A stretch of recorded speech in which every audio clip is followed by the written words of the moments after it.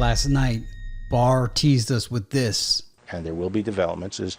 Tomorrow there will be a development in the case. It's not an earth-shattering development, but it is an indication that things are moving along at the proper pace as dictated by the facts in this investigation. When the news came out, people were calling it a ping and not a boom. I don't think they know how deep this thing is.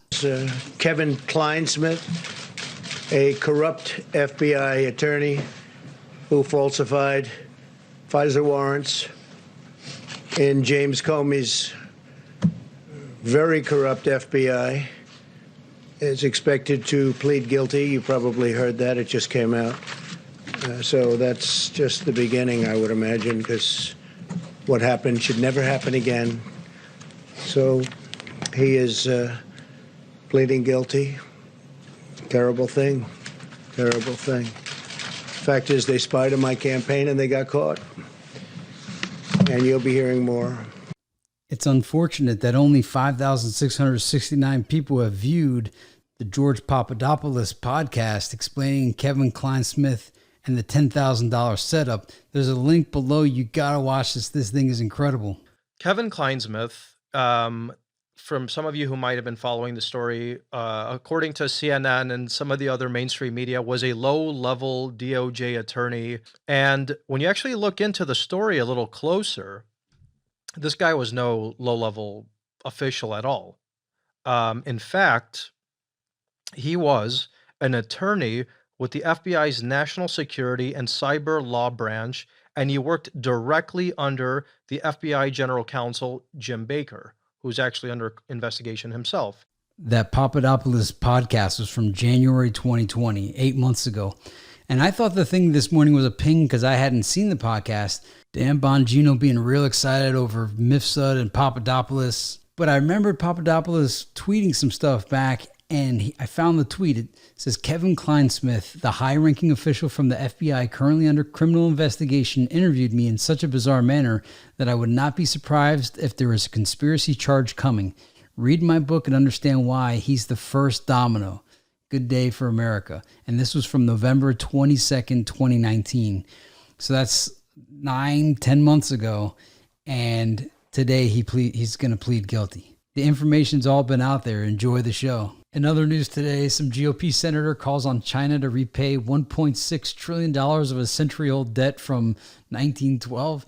Also, Justice Kavanaugh just issued a tactical nuke on George Soros. The Supreme Court of the United States has ruled organizations affiliated with the Open Society lose the protection of 1A and can be treated as international threats, as this impacts supporters in the U.S. and abroad. And there's a link to the PDF of the filing. And other Clinesmith headlines, a hint in Clinesmith plea. Durham could have indicted on 18 U.S.C. 1519, destruction of federal investigative records, which attracts a 20-year max sentence. Instead, the plea is to a 1001 false statements charge, only 5 years. This suggests Crossfire's main FBI lawyer is cooperating. And another headline, former FBI lawyer Kevin Clinesmith expected to plead guilty to altering Carter Page evidence to support FISA warrant. This guy's a piece of work. Check out what Papadopoulos said about him.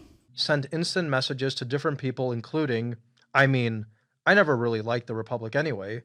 As I've initiated the destruction of the Republic, would you be so kind as to have a coffee with me this afternoon? I am clinging to small pockets of happiness in the dark time of the Republic's destruction. He also said, I just can't imagine the systematic disassembly of the progress we made over the last 8 years. ACA is gone. Who knows if the rhetoric about deporting people, walls, and crap is true? I honestly feel like there's going to be a lot more gun issues too. The crazies won finally. This is the Tea Party on steroids, and the GOP is going to be lost. They have to deal with an incumbent in 4 years. We have to fight this again. Also, Pence is stupid. Perhaps the second biggest news story today is Israel and United Arab Emirates strike major diplomatic agreement. President Trump announced that Israel and the United Arab Emirates would establish full normalization of relations and that in exchange, Israel would forego for now declaring sovereignty over occupied West Bank territory. And we have this headline from Fox News. Fauci says there is no reason Americans can't vote in person in November. And somehow this is circulating, but it's from 2016. It says, questions of voter fraud after man finds 83 ballots shipped to a single address in his apartment complex.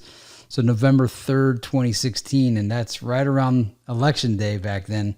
People are passing it around like it's present day news, but it's not. All right, I'm already over the 5-minute limit. I'm just going to leave you a couple little clips from this Papadopoulos podcast. I really want you to take a look at it sometime this weekend. It's powerful. It's action-packed. It has so much in it.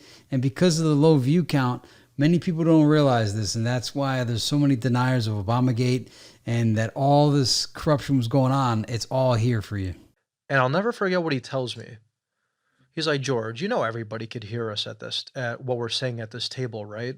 And he pulls out $10,000 in cash. June 11th, he gives me the cash in Israel. June 12th, I fly to Cyprus. And do you know what's going on between June 12th and June 18th, the days I'm in Cyprus? It's the Department of Justice, Criminal Division, Money Laundering, and Asset Recovery section. I leave Cyprus, thank God, and I fly to Greece. And I've flown into Athens airport probably 20 times in my life. It was the first time ever that there were dogs sniffing for money. Did you know that dogs can sniff for money? I didn't know that until I landed. I go to my lawyer. I say, this guy gives me this money. I don't want this money. I don't know why he gave it to me. I want you to take it, contact him, get it back, and tell him never to contact me again. I also message Charles and I tell him, take your money back. He says, I don't want my money. I say, take your money back. He says, why don't you fly to Cyprus and give me my money back in Cyprus? Think about what I just said.